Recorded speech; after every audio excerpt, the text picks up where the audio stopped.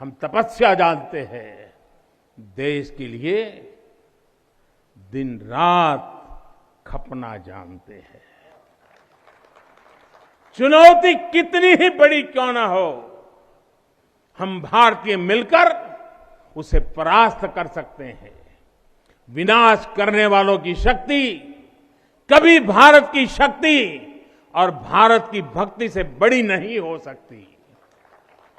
याद रखिए, जैसी दृष्टि से हम खुद को देखेंगे, वैसी ही दृष्टि से विश्व भी हमें देखेगा।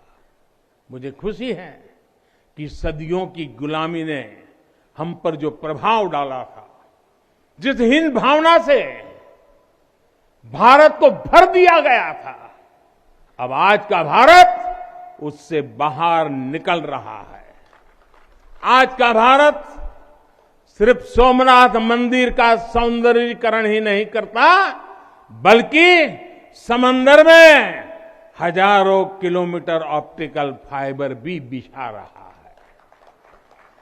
आज का भारत सिर्फ बाबा केदारनाथ मंदिर का जीर्णोद्धार ही नहीं कर रहा, बल्कि अपने दमखम पर अंतरिक्ष में भारतीयों को भेजने की तैयारी में जुटा है।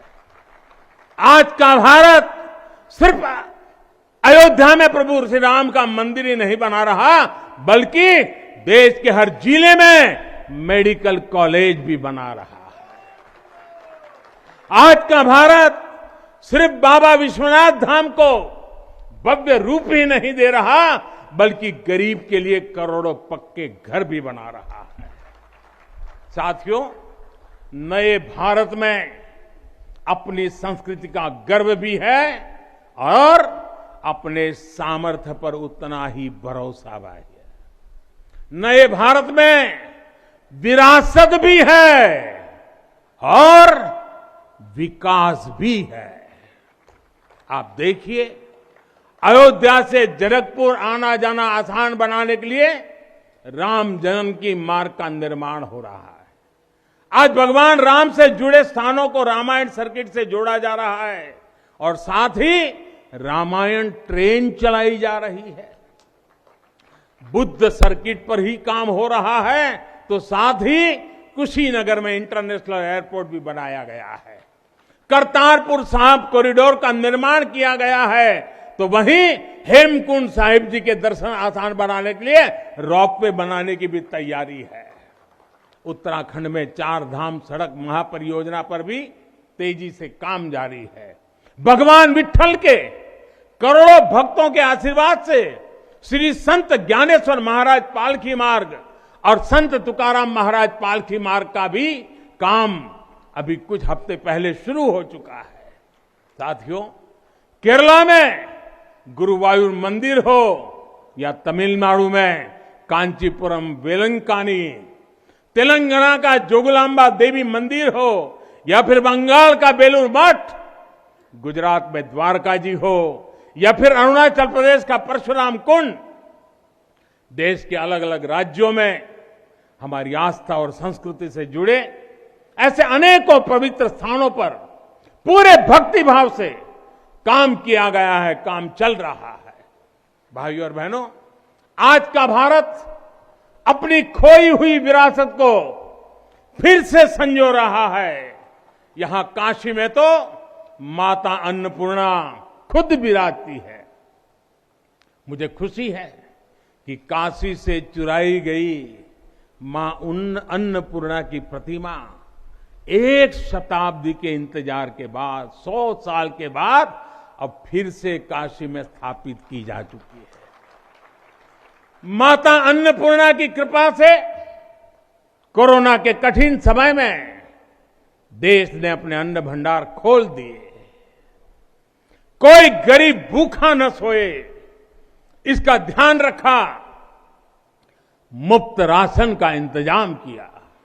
साथियों, जब भी हम भगवान के दर्शन करते हैं, मंदिर आते हैं, कई बार ईश्वर से कुछ मांगते हैं, कुछ संकल्प लेकर भी जाते हैं। मेरे लिए तो जनता जनार्दन ईश्वर का रूप है। मेरे लिए हर भारतवासी ईश्वर का ही अंश है। जैसे सब लोग भगवान के पास जाकर के मांगते हैं, जब मैं आपको भगवान मानता हूं, जनता जनार्दन को ईश्वर का रूप मानता हूं, तो मैं आज आपसे कुछ मांगना चाहता हूं। मैं आपसे कुछ मांगता हूं। मैं आपसे अपने लिए नहीं, हमारे देश के लिए 3 संकल्प चाहता हूं।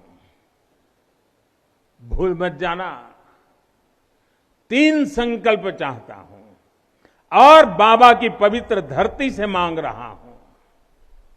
पहला, स्वच्छता। दूसरा, सृजन। और तीसरा, आत्मनिर्भर भारत के लिए निरंतर प्रयास।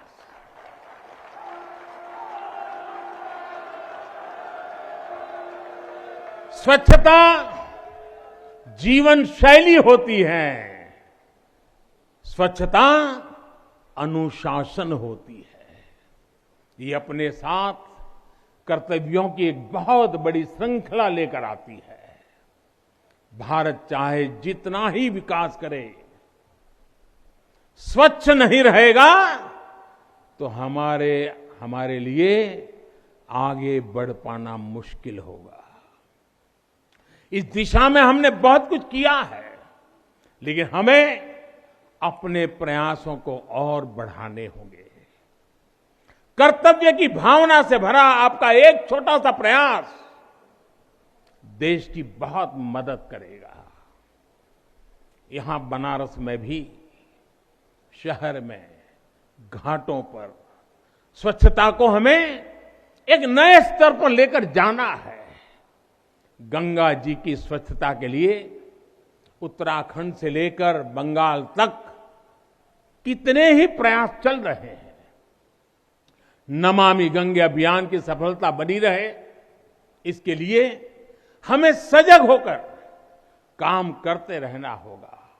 साथियों, गुलामी के लंबे कालखंड है, हम भारतीयों का आत्मविश्वास ऐसा तोड़ा कि हम अपने ही सृजन पर विश्वास खो बैठे। आज हजारों वर्ष पुरानी इस काशी से मैं हर देशवासी का आह्वान करता हूं, पूरे आत्मविश्वास से सृजन करिए, इनोवेट करिए, इनोवेटिव तरीके से करिए।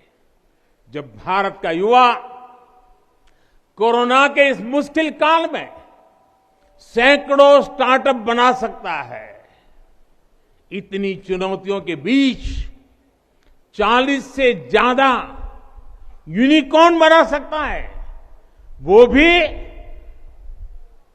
ये दिखाता है कुछ भी कर सकता है। आप सोचिए, एक यूनिकॉर्न यानी स्टार्टअप करीब करीब 7-7 हजार करोड़ रुपए से भी ज्यादा का है और पिछले 1-1.5 साल में बना है। इतने कम समय में यह अभूतपूर्व है। हर भारतवासी जहां भी है, जिस भी क्षेत्र में है, देश के लिए कुछ नया करने का प्रयास करेगा, तभी नए मार्ग मिलेंगे, नए मार्ग बनेंगे और हर नई मंजिल पाकर रहेंगे। भाइयों और बहनों, तीसरा एक संकल्प जो आज हमें लेना है, वो है आत्मनिर्भर भारत के लिए अपने प्रयास बढ़ाने का। ये आजादी का अमृत काल है। हम आजादी के 75वें साल में हैं, जब भारत 100 साल की आजादी का समारोह बनाएगा, तब का भारत कैसा होगा, इसके लिए हमें अभी से काम करना होगा। और इसके लिए जरूरी है हमारा आत्मनिर्भर होना। जब हम देश में बनी चीजों पर गर्व करेंगे, जब हम लोकल के लिए वोकल होंगे, जब हम ऐसी चीजों को खरीदेंगे जिसे बनाने में किसी भारतीय का पसीना बहा हो, तो इस अभियान को मदद करेंगे। अमृत काल में भारत 130 करोड़ देशवासियों के प्रयासों से, सबके प्रयासों से आगे बढ़ रहा है। महादेव की कृपा से, हर भारतवासी के प्रयास से हम आत्मनिर्भर भारत का सपना सच होता देखेंगे। इसी विश्वास के साथ मैं बाबा विश्वनाथ के, माता अन्नपूर्णा के, काशी कोतवाल के और सभी देवी देवताओं के चरणों में एक बार फिर प्रणाम करता हूं। इतनी बड़ी तादाद में देश के अलग अलग कोने से पूज्य संत महात्मा पधारे हैं। यह हमारे लिए, मुझ जैसे एक सामान्य नागरिक के लिए ये सौभाग्य की पल है। मैं सभी संतों का, सभी पूज्य महात्माओं का सर झुका करके हृदय से अभिनंदन करता हूं, प्रणाम करता हूं। मैं आज सभी काशीवासियों को, देशवासियों को फिर से बधाई देता हूं, बहुत बहुत शुभकामनाएं देता हूं। हर हर महादेव,